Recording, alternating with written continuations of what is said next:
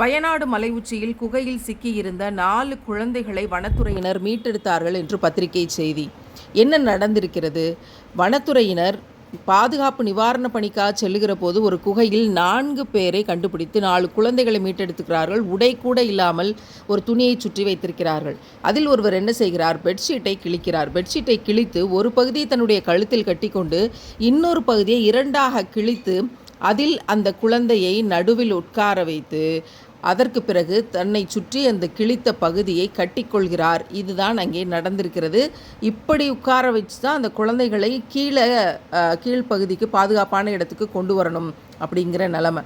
எத்தனையோ குழந்தைகளினுடைய வன்கொடுமைகளை தாண்டி இந்த காட்சி நம் உள்ளத்தை உலுக்குகிறது. மானுட நேயம் என்பது இன்னமும் இருக்கிறது. பூமி இருக்கிற வரைக்கும் ஒரு கூட்டம் இருக்கும் இந்த மக்களை, குழந்தைகளை காப்பாற்றுவதற்கு என்று இறைவன் இவர்கள் அனைவரையும் பொருந்திக் கொள்வானாக.